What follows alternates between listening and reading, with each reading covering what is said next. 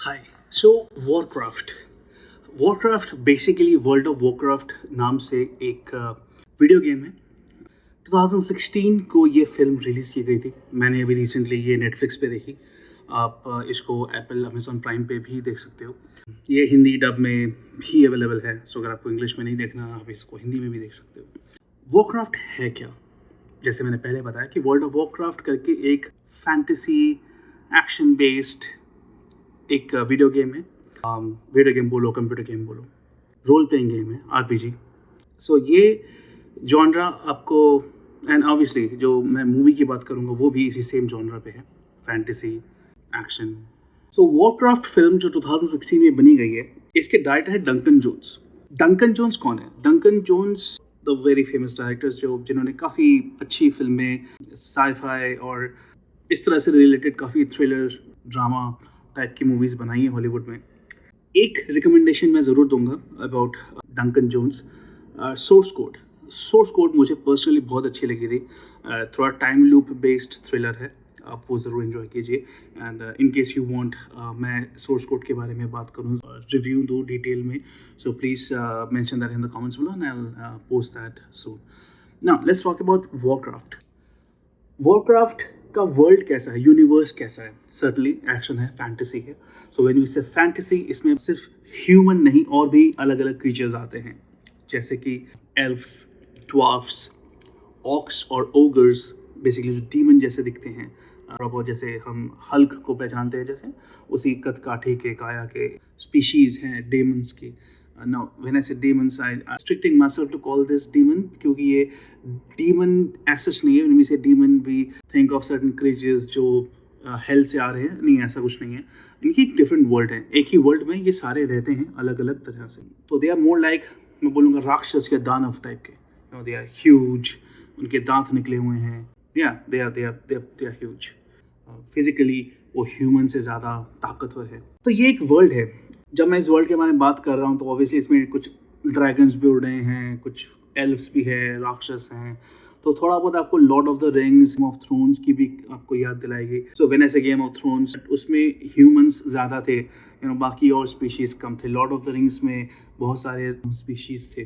तो यहाँ पे मैं डंकन जोन्स का डायरेक्शन मैं डेफिनेटली अच्छा बोलूँगा। देयर आर सर्टेन शॉट्स, क्योंकि एक्शन फैंटेसी थ्रिलर है तो एक्शन है यहाँ पे, और कुछ सिनेरियो में एक्शन एक्चुअली में अच्छा दिखाया गया है। There are certain aerial shot, जब ड्रैगन में एक जो हीरो है हमारा वो बैठ के उठते हुए आ रहा है, और जो कैमरा चेजिंग सीन है, और जहाँ पे ओकर्स और ऑक्स ये ह्यूमन मार रहे हैं, they are like having this huge hammer type thing, और वो उठा उठा के उनके शील्ड पे मार रहे हैं। तो वो जो साउंड इफेक्ट्स यूज़ हुआ है, वो जो विजुअल इफेक्ट्स यूज़ हुआ है, you can actually feel the bone getting crushed under that shield and वो सब चीज़ें।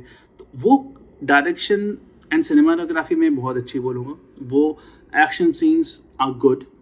पॉइंट इज वो कम है। ये एक्शन सीन्स जब भी दिखाए गए हैं अच्छे दिखाए गए हैं, बट वो एक्शन सीन्स कम है। मेजर पॉइंट इस तरह की फैंटेसी थ्रिलर्स का मैं बोलता हूँ कि they have to be good on story writing. अगर आप स्टोरी टेलिंग में अच्छे नहीं हो, दिस कॉन्सेप्ट फॉल्स फ्लैट।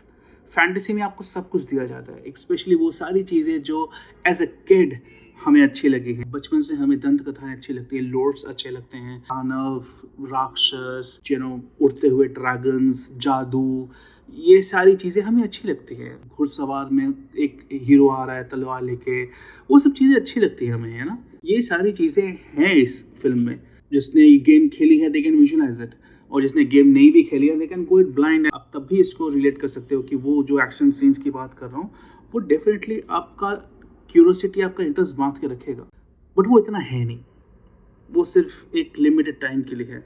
एक आध जगह पे आते हैं, गिनती से मेरे ख्याल से 3 या 4 ऐसे जगह है जहाँ पे ये जो एक्शन की बात कर रहा हूँ विच होल्ड्स योर इंटरेस्ट, वो है। Story telling it falls flat. Acting की बात करूँ, no, the kind of efforts Duncan Jones ने डायरेक्शन में दिया है, उतना एफर्ट मैं बोलूँगा राइटर ने नहीं दिया। एक्टर्स काइंड ऑफ एवरेज, और if I say below average. These guys are good.